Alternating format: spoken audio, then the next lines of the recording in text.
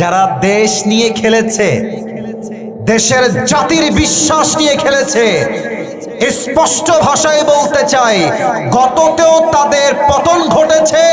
আগামীতে যারা স্বৈরাচারী করবে, দেশ নিয়ে দুর্নীতি করবে, জাতির সঙ্গে বেঈমানি করবে, তাদের পতন আল্লাহ নিজেই নিশ্চিত করে দিবে। দিনাজপুরের ভাইরা আমার, গাদ্দারি কইরেন না। বেঈমানি করলে আপনি সাময়িক জিতে যাবেন, বাট মনে রাখবেন উপরে একজন আছেন, উনি সব দেখে, কে ईमानदार और के बेईमान।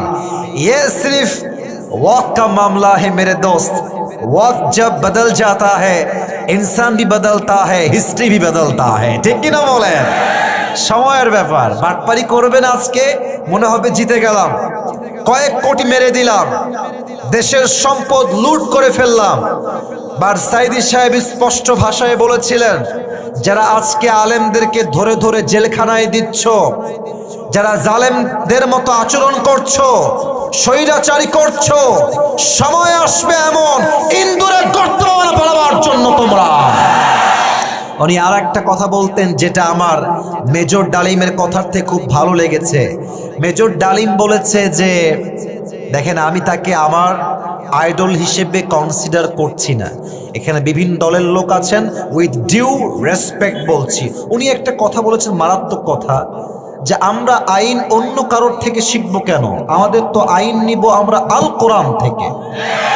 আচ্ছা, আপনি যাকে পছন্দ করেন করেন না, that's doesn't matter, that's doesn't matter, but কোরআনের রাজ যে কায়েম হবে এই দেশে, এটা আমরা সবাই চাই কি চাই না? আমরা স্পষ্ট ভাষায় এক কথায় বলতে চাই, মেজর ডালিমকে আমরা পরিপূর্ণ অবিশ্বাস করি না, আবার পরিপূর্ণ বিশ্বাস করি না। তবে একটা কথা, যারা গাদ্দারি করে পালিয়ে গেছেন, এখান থেকে আগামীতে তাদেরকে শিক্ষা নিতে হবে, যারা আগামীতে এই দেশের ক্ষমতার চেয়ারে বসবে। যদি আপনি ক্ষমতার চেয়ারে বসে আগের ইতিহাসকে ভুলে যান, আপনাকেও আমরা মামুর বাড়ি দিল্লি ভাবতে বাধ্য করবো। যুবক ভাইরা আমার, আগামীতে কোনো কথা আমরা চাই না, কোনো বাড়তি কথার কোনো প্রয়োজন নাই। আগামীর দেশ হবে ইসলামের বাংলাদেশ। দিনাজপুরের ভাইরা আমার, আল্লাহ আমাদের সবাইকে ইসলামের বাংলাদেশ গঠন করার তৌফিক দান করুন। আমিন।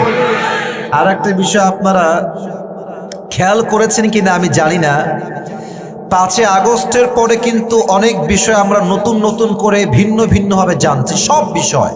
যেমন আপনি খেয়াল করেন, আমাদের 3 আগস্ট বা 4 আগস্ট হয়তো মুরব্বীরাও জানেন, মায়েরাও জানেন, যুবকরাও জানেন,